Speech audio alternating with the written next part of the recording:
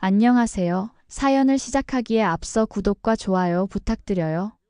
감사합니다. 사연 시작해 볼게요. 결혼한 지 벌써 8년이 되었어요. 아내와 저는 맞벌이 부부로 평범하지만 행복한 일상을 보내고 있었죠. 형도 결혼해서 아이 둘과 함께 살고 있고 어머니는 아버지가 돌아가신 후 혼자 살고 계셨어요. 아버지가 돌아가신 지는 벌써 3년이 되었는데 그 후로 어머니는 많이 외로워하시고 건강도 예전 같지 않으셨죠. 어머니는 평소에도 당뇨가 있으시고 혈압약도 드시고 계셨는데 몇 달 전부터 부쩍 몸이 안 좋아지셨어요. 무릎도 아프시고 소화도 안 되신다며 자주 병원을 드나드셨죠. 저도 형도 걱정이 많았어요. 특히 혼자 사시니까 갑자기 쓰러지시면 어쩌나 하는 불안감이 늘 있었거든요. 그런데 정작 구체적으로 어머니를 모시는 문제에 대해서는 저희 형제도 며느리들도 서로 눈치만 보고 있었어요. 누가 먼저 이야기를 꺼내기가 부담스러웠던 거죠. 형수는 평소에도 어머니와 그리 친하지 않았고 제 아내도 시어머니와의 관계가 그저 그런 정도였거든요. 어머니 생신이 다가왔을 때 저희는 좋은 한정식집을 예약했어요. 어머니도 오랜만에 온 가족이 모이는 자리라며 좋아하셨죠. 평소보다 옷도 정성스럽게 차려입으시고 머리도 단정하게 손질하고 오셨어요. 식당 룸은 아늑했고 음식도 정갈하게 잘 나왔어요. 처음에는 분위기가 좋았어요. 어머니도 웃으시며 손자들 이야기도 하시고 저희 부부 사는 이야기도 물어보셨죠.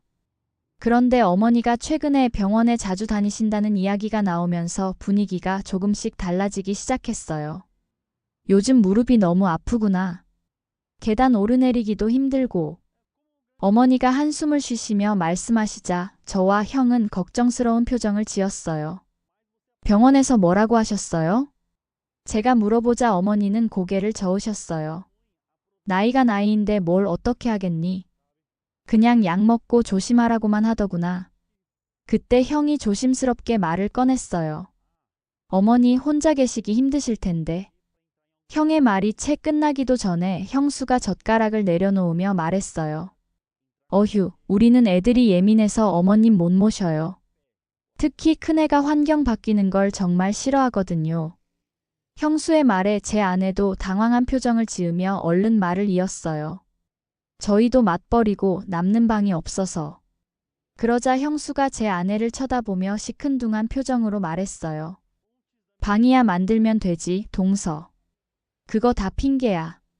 제 아내는 얼굴이 빨갛게 달아오르며 목소리를 높였어요. 형님, 무슨 말을 그렇게 하세요? 어머님은 장남이 모셔야 하는 거 아닌가? 요즘 누가 장남이라고 부모님을 모셔. 동서는 말을 이상하게 하네. 두 며느리의 목소리가 점점 커지기 시작했어요. 저와 형은 당황해서 그만하라고 말렸지만 이미 둘 다 흥분한 상태였어요. 어머니는 점점 얼굴이 굳어지시며 아무 말씀도 하지 않으셨어요. 생신 자리에서 며느리들이 자신을 두고 이런 말다툼을 벌이는 것을 보시며 얼마나 마음이 아프셨을까요? 잠깐만 화장실 좀 다녀올게. 어머니가 조용히 일어나시며 룸을 나가셨어요. 그 순간 저는 어머니의 뒷모습이 평소보다 더 작아 보였어요. 어머니가 나가시자마자 형수와 제 아내는 더욱 격렬하게 말다툼을 시작했어요. 동서, 정말 그런 식으로 나올 거야? 어머님 생신 자리에서? 형님이야말로 왜 이렇게 나오세요? 누가 모신다는 이야기도 안 나왔는데 저희한테 떠넘기려 하신 거잖아요. 그러니까 이런 건 확실하게 해둬야지. 우리는 진짜 여건이 안 된다니까. 우리도 마찬가지예요. 말다툼은 점점 격해졌고 급기야 형수가 제 아내의 머리채를 잡는 상황까지 벌어졌어요. 제 아내도 지지 않고 형수의 머리카락을 잡으며 소리쳤어요. 저와 형은 급히 둘을 말리려고 했지만 이미 걷잡을 수 없는 상황이 되어버렸어요. 바로 그때 문이 열리며 어머니가 들어오셨어요. 며느리 둘이 서로 머리채를 잡고 있는 모습을 보신 어머니의 얼굴은 창백해졌어요. 어머니는 떨리는 입술로 조용히 말씀하셨어요. 며느리들아, 내가 이야기 좀 하마. 갑작스러운 어머니의 말에 형수와 제 아내는 서로를 놓고 어머니를 쳐다봤어요. 룸 안이 순식간에 조용해졌어요. 어머니는 의자에 앉으시며 차분하지만 단호한 목소리로 말씀하셨어요. 내가 언제 너희한테 아쉬운 소리 한 적 있니? 나 너희들한테 얹혀 살 생각 없다. 나도 내 몸 하나 건사할 능력 있고 하고 싶은 것도 많아. 그런데 너희들 하는 꼴 보니까 내가 분해서 안 되겠구나. 어머니의 목소리는 점점 단단해졌어요. 너희가 내 아들들과 사는 한 나는 내가 가진 거 1원 한 푼도 내 자식들한테도 안 줄 거다. 내가 죽어도 한 푼도 못 받을 줄 알아. 그 말씀을 마치시고 어머니는 가방을 들고 문을 쾅 닫고 나가셨어요. 룸 안은 정적이 흘렀어요. 형수와 제 아내는 서로를 어색하게 쳐다보며 아무 말도 하지 못했어요. 저는 급히 어머니를 쫓아가며 아내에게 말했어요. 먼저 집에 가. 나중에 집에서 보자. 어머니를 모시고 댁까지 가는 차 안은 무거운 침묵으로 가득했어요. 어머니는 창밖을 바라보시며 한참을 우셨어요. 내가 이런 취급을 받을 줄은 몰랐구나. 어머니의 작은 중얼거림에 제 가슴이 먹먹해졌어요. 어머니를 댁에 모셔다 드리고 나서 저는 한참 동안 어머니와 이야기를 나눴어요. 어머니는 아버지가 살아계실 때 이미 노후 준비를 탄탄히 해두셨다고 하셨어요.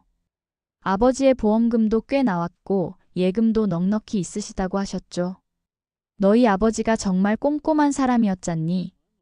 우리가 늙어서 자식들한테 손 벌리지 말자고 했었는데. 그런데 아버지가 없으니까 며느리들이 나를 그런 식으로 보는구나. 어머니의 서러운 목소리에 저는 할 말을 잃었어요. 어머니 정말 죄송해요.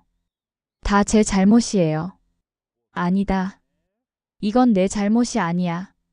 사람 마음이 원래 그런 거야. 집에 돌아와서 저는 아내와 큰 싸움을 했어요. 어떻게 어머니 생신 자리에서 그런 말을 할 수 있느냐고 당신이 그런 사람인 줄 몰랐다고 소리쳤어요. 아내는 처음에는 변명을 했어요. 형수가 자꾸 그런 식으로 말하니까 자기도 왠지 약이 올랐다고 잘못한 건 알지만 순간 화가 났다고 했어요. 하지만 제가 계속 추궁하자 결국 아내도 솔직하게 말했어요. 사실 시어머니를 모시는 게 부담스럽긴 했다고 그래도 그런 식으로 말한 건 정말 잘못했다고 사과했어요. 며칠 후 형에게서 전화가 왔어요. 형수와도 엄청 싸웠다고 하더라고요. 그런데 형수의 반응은 제 아내와 달랐어요. 형수가 뭐라고 했는데 어머니가 돈이 얼마나 있길래 그러시는 거냐고 묻더라고. 어머니가 숨겨둔 재산이 있던 거냐고. 저는 어이가 없었어요. 사과는커녕 어머니의 재산부터 궁금해하다니. 형, 그래서 뭐라고 했어? 내가 너무 실망해서 아무 말도 못했다. 정말 애들만 아니면 이혼했을 거야. 형의 목소리에는 깊은 상실감이 배어 있었어요. 그런데 신기한 일이 벌어졌어요. 그 사건 이후로 형수의 태도가 180도 달라진 거예요. 갑자기 어머니께 안부 전화를 드리기 시작했어요. 일주일에 2~3번씩 전화드려서 몸은 어떠시냐고 필요한 건 없으시냐고 물어봤어요. 어느 날은 한약을 지었다며 어머니 댁에 가져다 드렸어요. 평소 같으면 상상도 할 수 없는 일이었죠.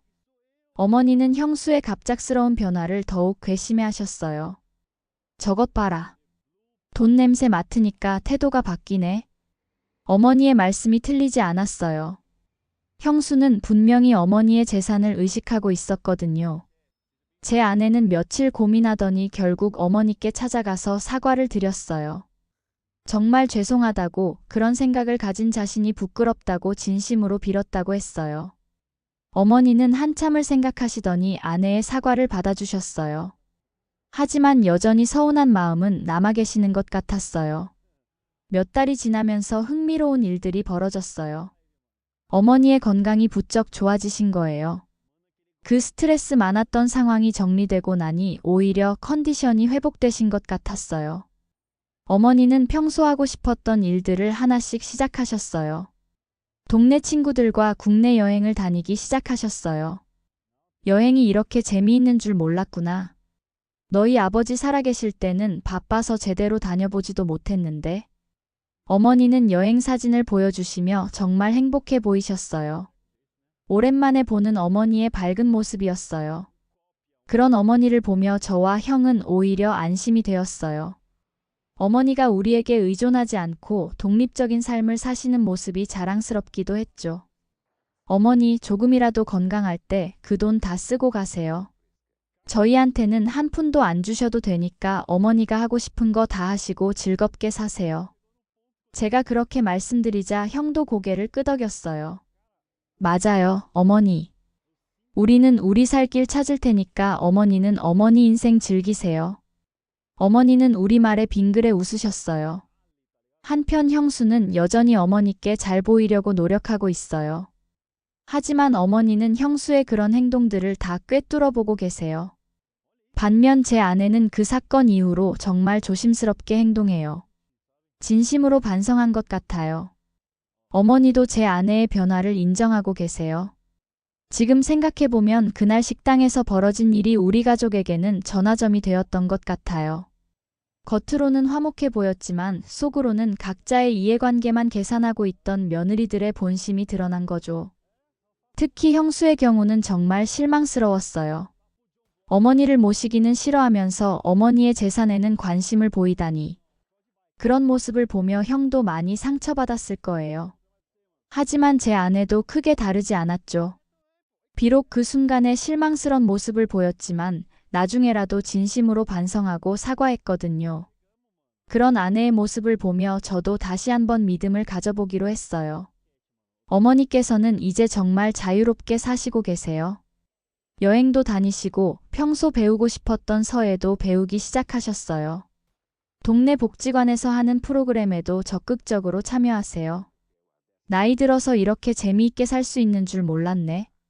며느리들 덕분에 정신이 들었어. 어머니는 오히려 그 사건을 계기로 더 당당해지신 것 같아요. 자식들에게 의존하지 않고 독립적으로 살 수 있다는 자신감도 생기신 것 같고요. 요즘 가끔 어머니와 함께 식사를 할 때면 그날 식당에서의 일이 떠올라요. 만약 어머니가 그때 그런 말씀을 하지 않으셨다면 어떻게 되었을까 하는 생각이 들죠. 아마 저희 형제는 계속 어머니 모시는 문제로 고민했을 거고 며느리들은 서로 눈치만 보며 미루고 있었을 거예요. 그리고 결국 누군가는 마지못해 어머니를 모시게 되었겠지만 그 과정에서 가족들 사이에 큰 상처가 남았을 거예요. 하지만 어머니의 그 한마디가 모든 걸 바꿔놓았어요.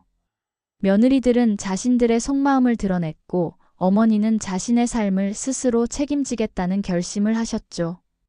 지금도 형수는 어머니께 잘 보이려고 노력하고 있지만 어머니는 이미 형수의 본심을 다 파악하고 계세요. 그래서 형수의 친절함을 받긴 하지만 크게 감동하지는 않으시는 것 같아요.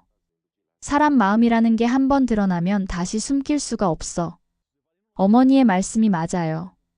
그날 형수가 보여준 모습은 절대 잊혀지지 않을 거예요. 요즘 어머니는 정말 활기차게 사세요. 친구들과의 여행 계획을 세우시고 새로운 취미도 찾아서 즐기시고 있어요. 그런 어머니를 보면서 저는 오히려 안심이 돼요.